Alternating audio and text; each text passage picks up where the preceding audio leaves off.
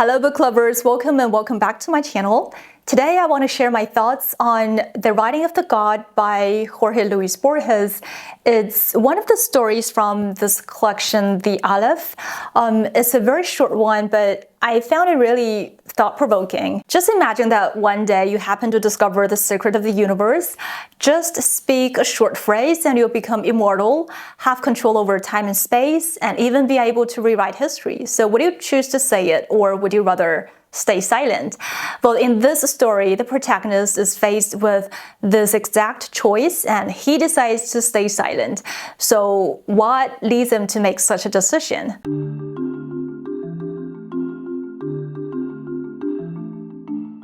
The story is narrated by Tzinacán, a priest who once served at the Pyramid of Cajalom before it was destroyed by the Spanish conqueror Pedro de Alvarado.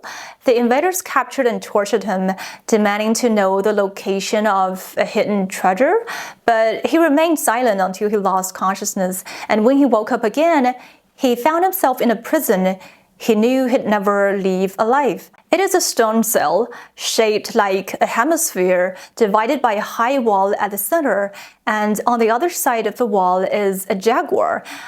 There's a window on the wall with thick iron bars, and every day a jailer lowers food and water to them at midday, and that's when light enters the vault and he can briefly see the jaguar. And to pass time in his solitude, Tzinacán begins to revisit his memories, and one day he recalls an ancient legend of the god, and it says the god concealed a magical phrase on the first day of creation, and that's a phrase that would save the world from calamity at the end of time. And this phrase is passed down through generations, though no one knows where it is hidden. Only one of the elect will be able to read it. And as the last priest of his god, Tzinacán believes he may be the one destined to uncover it. And he contemplates that the message could be hidden anywhere in the world. It could be encoded in mountains, rivers, empires, or even the stars. But all these things are subject to change and decay, and what he needs is something eternal. And then he remembers that one of the names of the god is Jaguar, and he imagines the divine message being inscribed on the flesh of jaguars.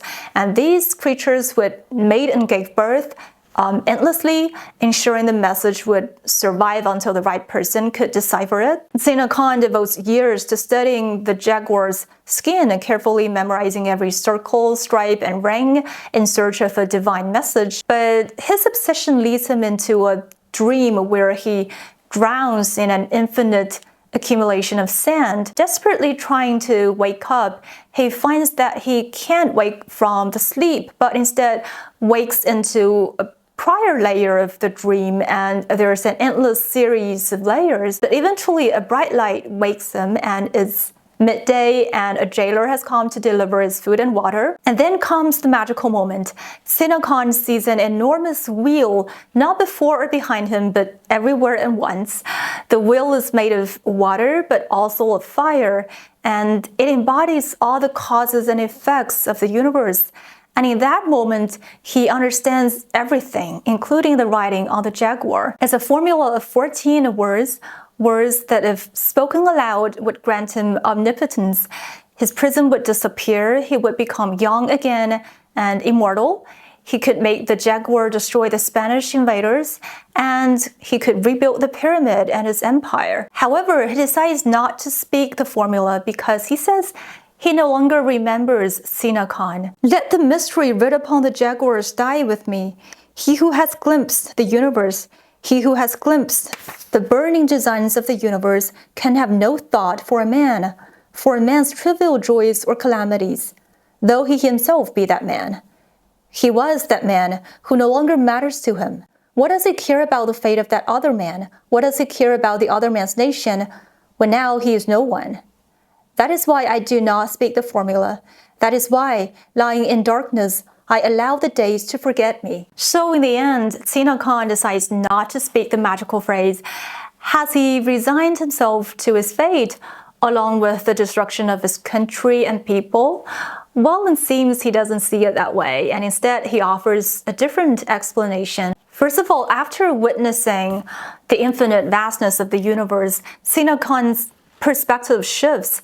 He no longer focuses on his own fate or that of his people, and his understanding has transcended those concerns. In other words, he no longer sees himself as an individual, but rather as an abstract observer of the universe, and personal identity and concerns no longer hold meaning in the face of the universal truths he now comprehends. And also before this enlightenment, I think there's a passage that is very beautifully written, which I believe sets the stage for his transformation. It happens after he wakes up from his dream of drowning in sand and finds himself back in his harsh prison. Little by little, a man comes to resemble the shape of his destiny. A man is, in the long run, his circumstances. More than a decipherer or an avenger, more than a priest of the god, I was a prisoner. Emerging from that indefatigable labyrinth of dreams, I returned to my harsh prison as though I were a man returning home. I blessed its dampness. I blessed its tiger. I blessed its high opening and the light. I blessed my old and aching body. I blessed the darkness and the stone. And at that, something occurred which I cannot forget and yet cannot communicate. There occurred union with the deity, union with the universe.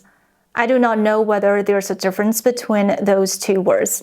I think this is an emotional shift for Tzinacán, and when he says, little by little, a man comes to resemble the shape of his destiny, a man is, in the long run, his circumstances, it reminds me of a famous quote by Jorge Ortega y Gasset, I am I and my circumstances, and if I do not save it, I do not save myself. It seems that Tzinacán feels desperate because after spending years in the prison, he has become part of it. And it appears that the power he once had as a priest is no longer there.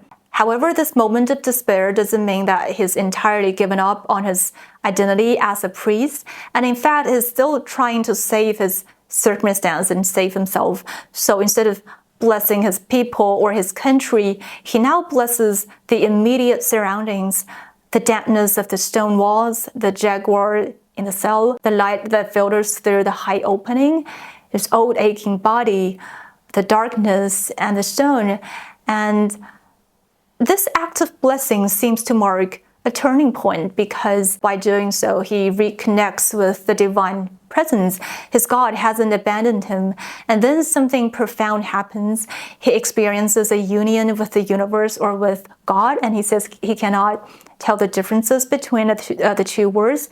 He transcends his personal identity and become one with the cosmos. At this point, he recognizes that his true destiny, the shape of his life, is not bound by the prison or his past role as a priest. He no longer sees himself as an individual trapped in a body or in a situation, and instead he understands that he is tied to something much larger than himself. And I think the second reason why he didn't speak that phrase is because the symbol of God that Tzinacán perceives is an infinite wheel of causes and effects.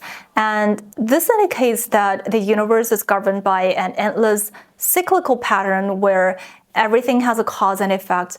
And if Tzinacán were to speak the magical phrase, he wouldn't just change his personal fate or the fate of his people, he would disrupt this cosmic order. He would be ordering the cycle of cause and effect that governs the universe. And I think here Borges is suggesting that God is merely a passive observer of everything, and it's not within the divine role to interfere with the natural flow of the universe. And we know that the story is set against the backdrop of the Spanish conquest, during which the Maya civilization was decimated. And this, of course, doesn't mean that Borges believed the Maya culture deserved to be destroyed. And in fact, Borges was once asked whether he believed in God, and he replied, and I quote, "If God means something in us that strives for good, yes. If he's thought of as an individual being, then no, I don't believe.